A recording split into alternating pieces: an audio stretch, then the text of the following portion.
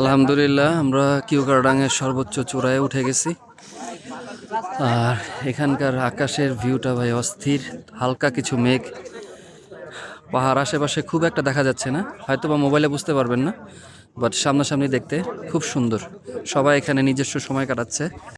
বাংলাদেশের প্রত্যেকটা পাহাড়ের এক একটা সৌন্দর্য এক এক রকম, সেটা আসলে না আসলে আপনারা বুঝবেন না। তারপর আপনাদেরকে দেখানোর চেষ্টা করতেছি, যাতে আপনাদের যারা এখনো আসেন নাই বা মনের ভিতরে ইচ্ছা আছে কিউকারডাঙ্গা আসবেন, তারা চাইলে আমার এই ভিডিওটা দেখে কিছুটা ধৈর্য নিতে পারেন। যে হ্যাঁ, ভাইয়ের মাধ্যমে দেখলাম আশেপাশে ভাই খুব সুন্দর, খুব সুন্দর।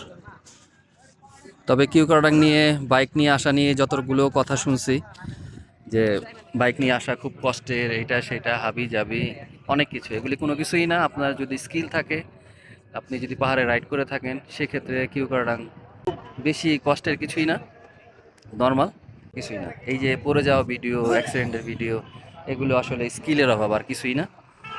হ্যাঁ, দুই তিনটা বাঁক আছে একটু টাফ, বাট আপনি যদি পাহাড়ে রাইড করেন, আপনি এগুলো খুব সুন্দর স্মুথলি উঠে যেতে পারবেন, এটাই, আর কিছুই না। তবে রাস্তাগুলো আসলে অনেক সুন্দর, স্মুথ। বগালেগে কিছু রাস্তা আমরা ভাঙা পেয়েছি, বাট এখানে কিন্তু খুব স্মুথ রাস্তা, এনজয় করার মতন রাস্তা। তো আপনারা যারা এখনও কিউকারডাং আসেন নাই, চলে আসতে পারেন।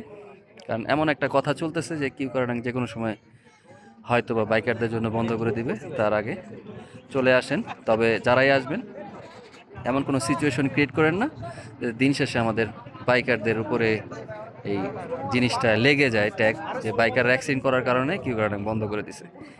সো আজকের ভিডিওটা এই পর্যন্তই। ভালো লাগলে অবশ্যই চ্যানেলটি সাবস্ক্রাইব করবেন, ফেসবুক থেকে দেখে থাকলে ফলো দিয়ে রাখবেন।